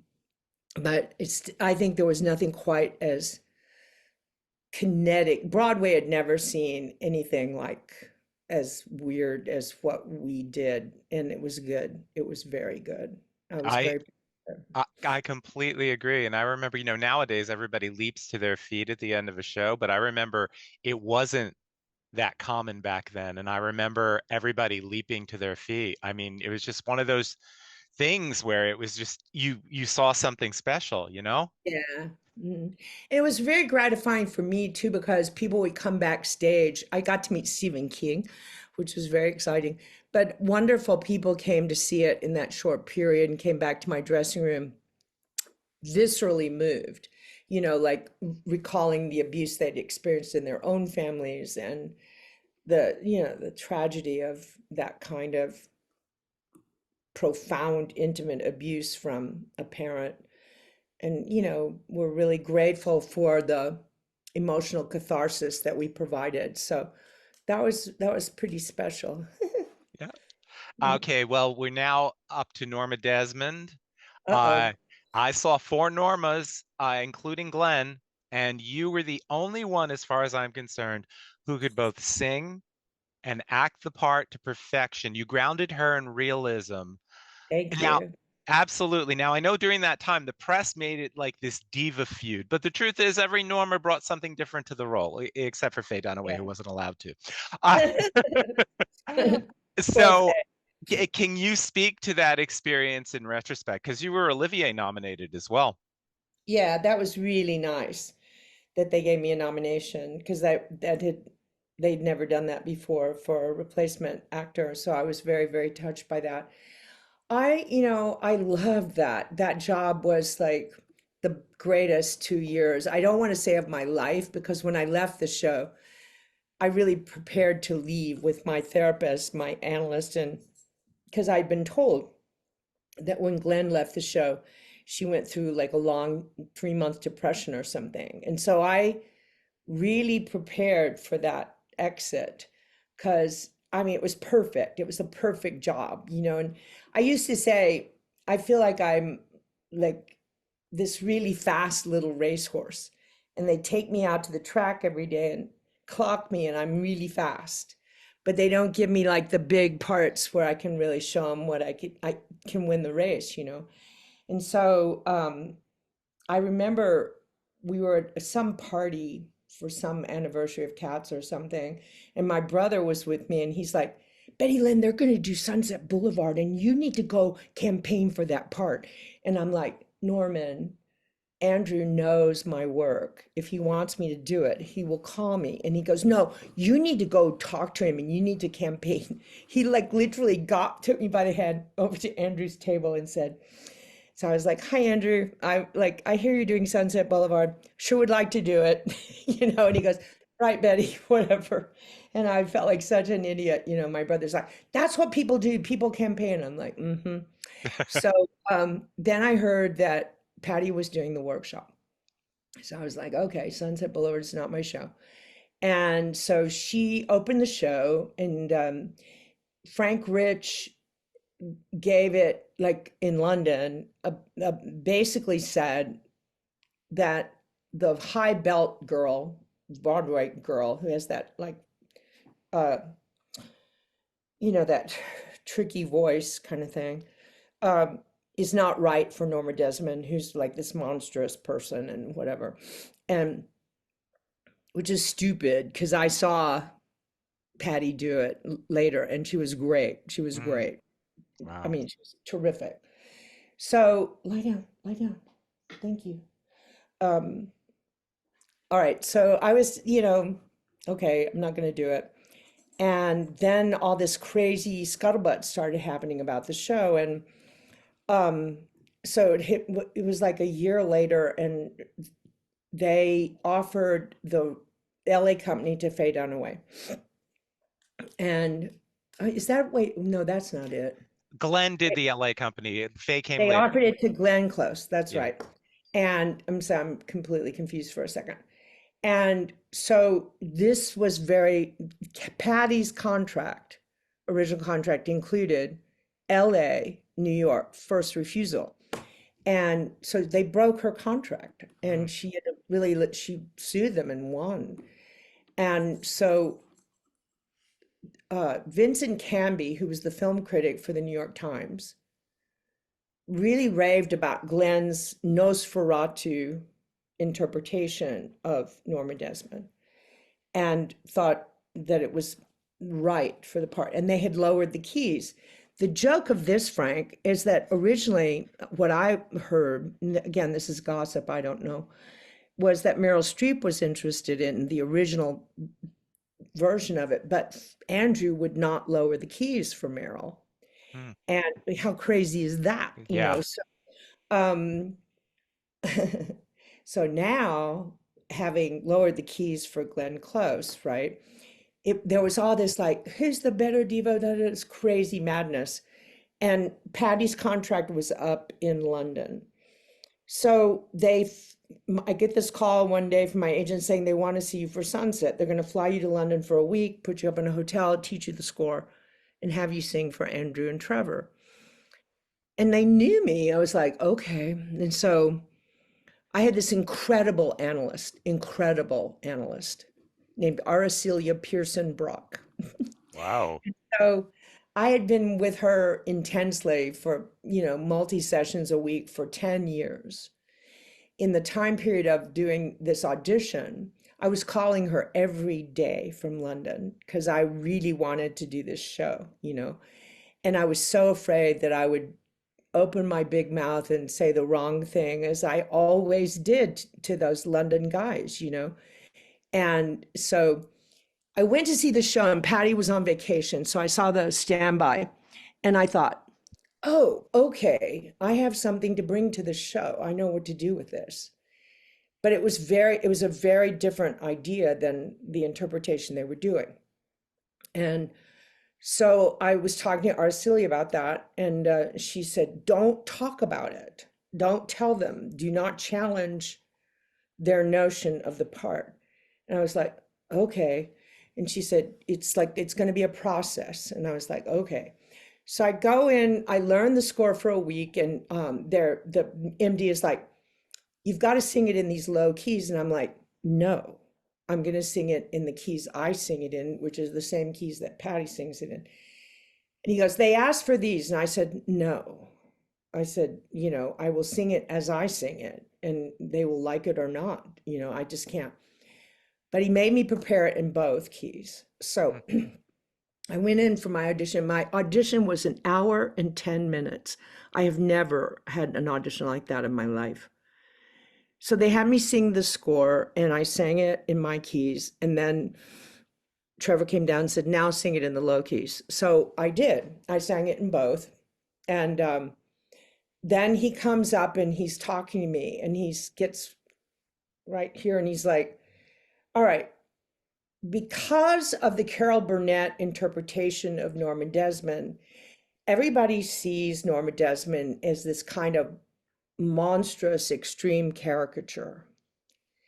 And that's what we need.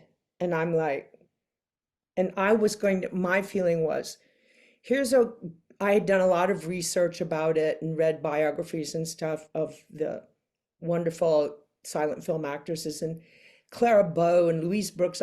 They were very, very young. They were teenage girls, and they had this massive, huge, huge success. And they were so wealthy at a very young age because they were so, and I watched their films and they were so lyrical and beautiful, but they were young, really young. And so to me, Norma was somebody who had this massive success at these young, and this happened to several of these wonderful actresses. And then the talkies happen, and they can't, in film, and so they can't translate this like lyrical, physical, ethereal thing they had, and they're children, they're young, innocent girls. So I was like, okay, so you have this massive success as this young woman, and you're isolated because of this huge success. And then you're basically kept as this little bird in a golden cage. And then you grow older and you're approaching 50, which is the film, right? And at 50, that was the demarcation time where you can't work anymore. And what do? You're like this older woman in a, or becoming an older woman who's really in the mind, emotional development of a teenage girl, who's very romantic and, like it has this illusion about life and herself. So that's what I wanted to do, and I thought it was going to be very resonant for a contemporary audience, because the right to your passion, to your sexuality, and to claim your beauty as a woman who's aging was important. I was in my 40s, like I think I was in my mid 40s or something. So that's what I was going to play. By hook, nook, crook, or high water, I was going to play that. And so I went into the rehearsals, and it took them a week to make up their minds, and then which was wild. And then they finally offered me the part.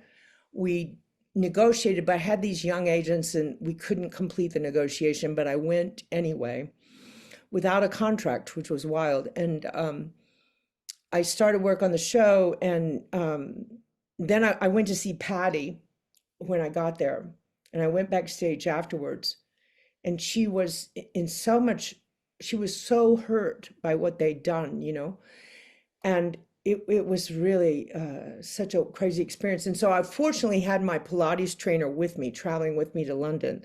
That was part of my non-existent contract, but they paid him to come to London to make sure I was really strong because it was a hard physical, very physically demanding. I trained like an athlete, I was like, there's so much to say about this show, but anyway, so I got there, and Pat was there. His name was Pat Strong, and he was like, we're not going to even think about all this crazy. It was like, is Betty, who's the better Norma? It was like this crazy stuff. And so I had to just shut that out and focus on what I was going to do. And so in the rehearsal process each day with my analysts, very careful help, support, she was like, okay, do not introduce these ideas in psychological terms. You need to use like mythological references or historical references and stuff. So I would go in and I would be like, hey, Trevor, like the Greek myth, Medusa, how he cheats on her and she kills the kids, and she becomes, or Medea. Idea. And he's like, yeah. And I said, yeah, like that kind of rage, right? That kind of hurt. And he's like, yeah. And I would be like, so little by little, with historical and mythological references, I helped him see what I was going to do. And so that was amazing, and that he allowed me to do that. And so I kind of brought a fresher, more contemporary interpretation to the show. But she was definitely a real person, Norma, not some caricature of a person. And so we got rave reviews in London, thankfully. And a wonderful attorney friend of mine named Jim Schreiber came back into my life in that time period. He was in London. And I told him about my contract situation. So he started negotiating with them. And then he also negotiated my New York deal, thankfully, because they had a really tough general manager. And so we got a good deal. And then we got a good deal. They offered me New York. As soon as we opened, and Garth Drabinsky flew to London immediately and offered me the Toronto company and said, I'll give you your own album, because they only, they weren't going to do an album for me but they renovated the show. They redid the sets. They redid everything. They closed the show literally for like 6 weeks and reopened it. So it was a big new opening based on the changes they'd made in the show in LA. And then this new version that I was doing, which thankfully Trevor supported. So Garth came over and he promptly offered me the Toronto. And I said, well, Garth, and he offered me so much money. It was incredible. And I said, but Garth, he goes, look, I know how important Broadway is. And he said, but I know these guys and they're not going to be straight up with the negotiation. So I'm going to hold that show for you until you close New York.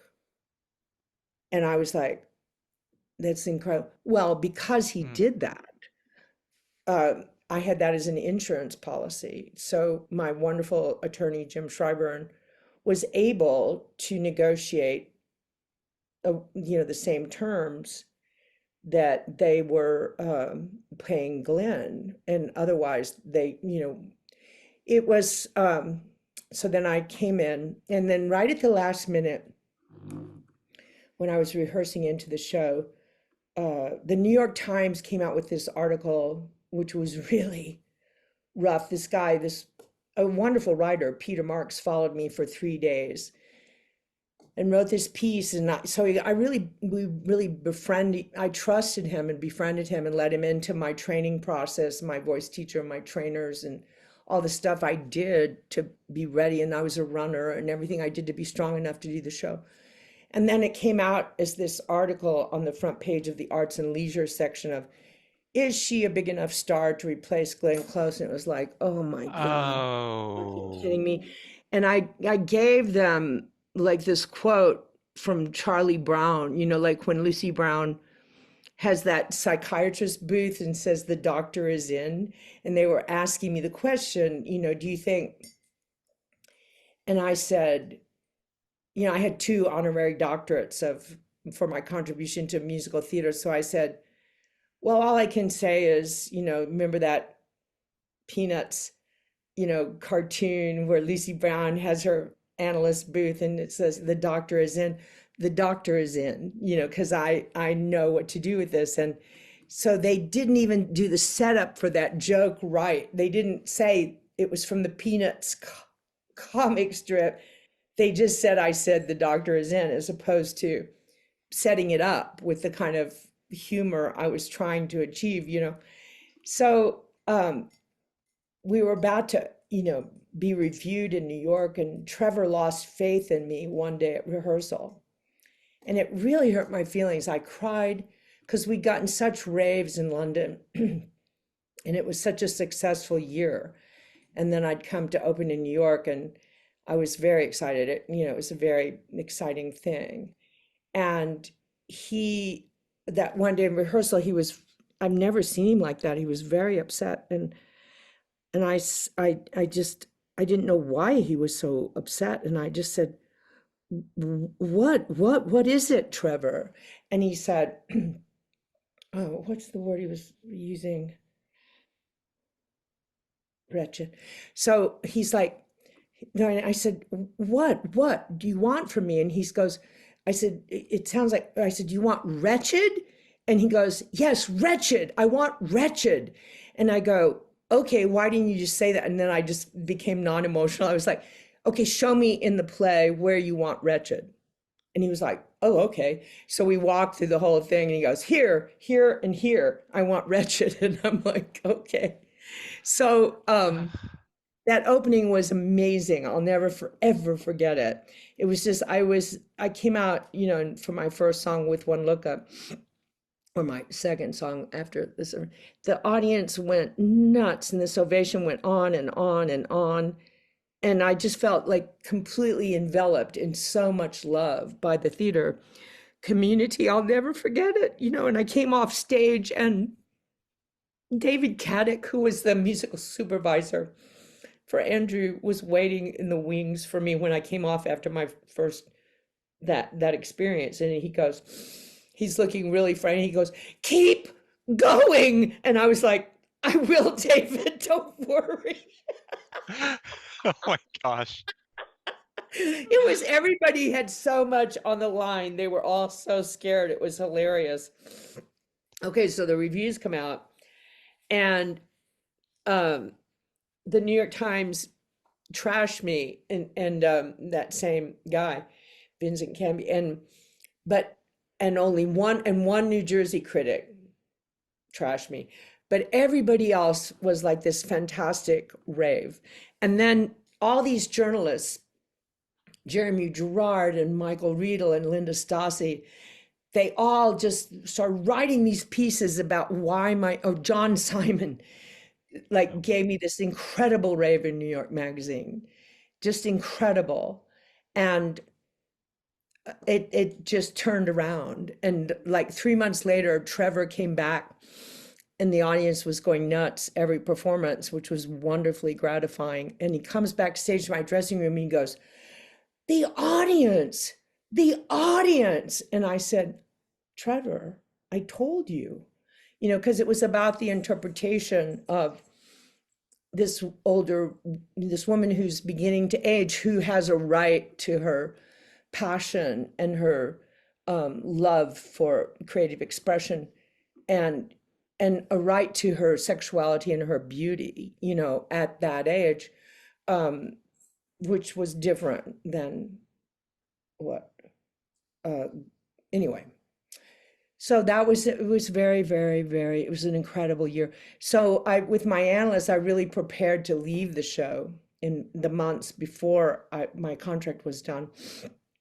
And I remember having one day in her office where I wept and wept and wept, to think about giving up this incredible job. And then I was done. I did this one intense day of massive grieving. And then when I left the show, I was fine.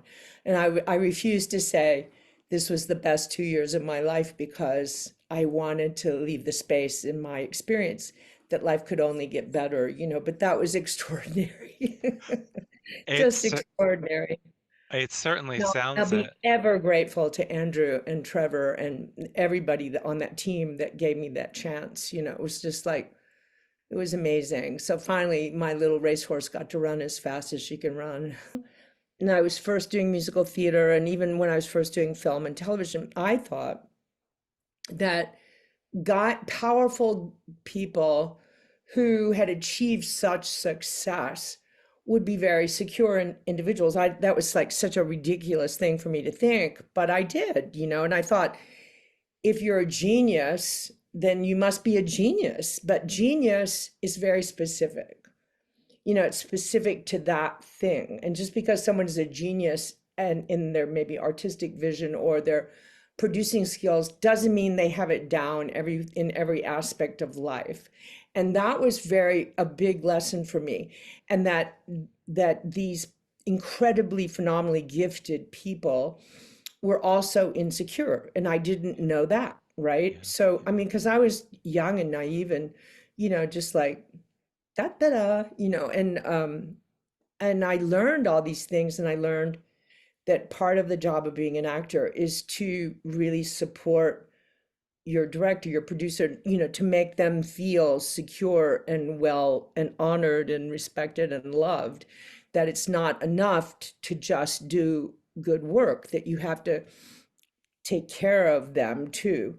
And not lead with your brash Texas girl personality that can be so easily misinterpreted. I had a manager once say, Betty, you need to dim down the merriment. And I'm like, dim down the merriment? And he goes, yeah, when you go in for an audition, because I'm silly and I have this like daffy sense of humor and stuff. And I think things are funny all the time. And I'm like, kind of, and he goes, they don't like that. And I'm like, oh, okay. So Oh my gosh. um, for a while, I took heed of that and tried to dim the merriment down. But one of the great things, Frank, about getting older is I don't care anymore. I'm like, if I'm not dimming down the merriment. And it's like if either you meet me in the world of Betty's merriment, or I'm not maybe your collaborator, so. And I've learned this, through the years, and I love in so many things. There are many things about getting older that I don't like, but there are certain things that are really incredibly cool about getting older, because you can just see the world differently, and I don't feel the need to prove myself anymore. I don't feel ambition. I mean, there are things I'd still like to do, but I just feel like, eh, you know, I'll just keep doing what I do. And doing the Mayfly has been a phenomenal thing for me, because, all through COVID, the fact that you can have an idea and write a story and pull a team together and create something out of that was really wonderful for me, and it probably wouldn't have happened if COVID hadn't happened, because I would have been too busy in the ambition of show business. But because of COVID, I was like, oh, this idea, let me try this. And how do I make an animated short film? And, it was positive. And so there's other things, other stories I want to tell. And I hope that The Mayfly becomes a children's book. And, I love animation, except for the time it takes. The Mayfly is filled with thousands and thousands of hand drawings by my wonderful director, Sue Parado, and the wonderful animators at Blue Blue and in Poland. But it's incredible to like have this idea and this vision, and then explain it to people that are incredible artists, and they actually do it. I'm like, oh my God, how cool is that? It's pretty phenomenal. And the fact that you're just exploring these different and new creative sides, I think is amazing.